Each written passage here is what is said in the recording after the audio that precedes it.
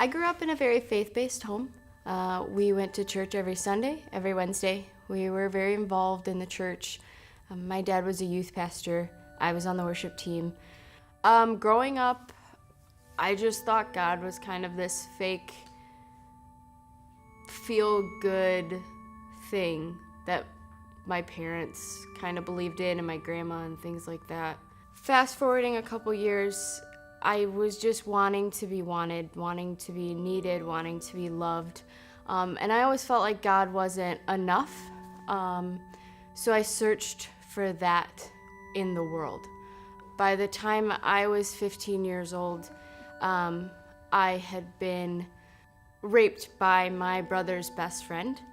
I turned to a world of sexual anything. I was highly addicted on cocaine, and with that came thievery. I was actually arrested for embezzling from my job. You know, I came to Renew. I did the whole, I'm gonna go every Tuesday, and I played it well. I did it well, and that's nothing that I'm proud of.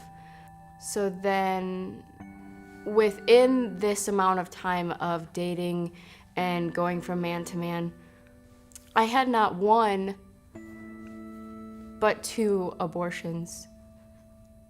And I think those are the hardest days I've ever had to live. July 28th and November 14th are the hardest days that anyone could go through, or that I could go through. Just wondering what they would look like, what they would say, how they would say mom, or what their little feet would sound like on my wooden floor. It's really hard, but I know they're happy, and I know their pitter-patter is with God, and because of my own selfish doing. But I know God is constantly looking out for me, and he never once turned his back.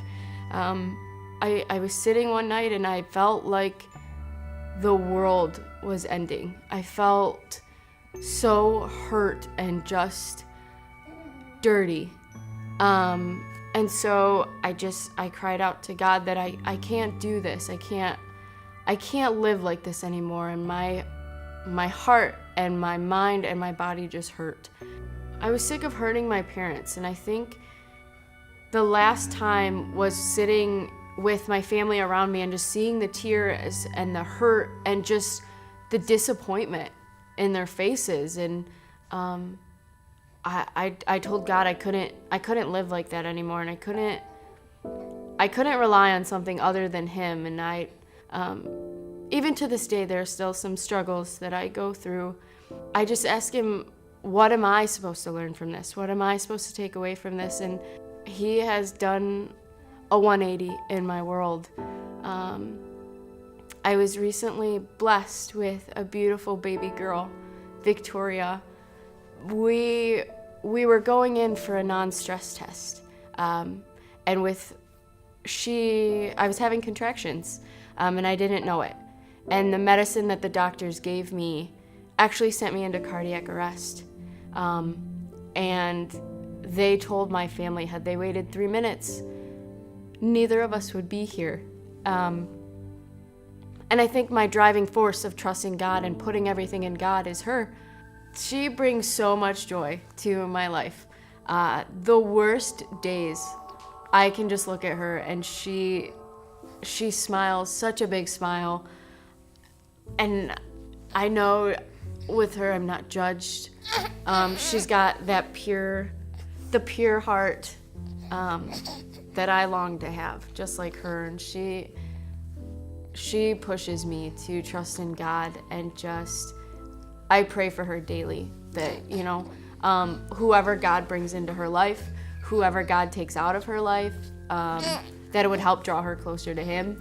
And she's constantly a happy little girl, except now. My name is Lindsay, and this is Victoria. We are the Korzeniewskis, and we are Metro.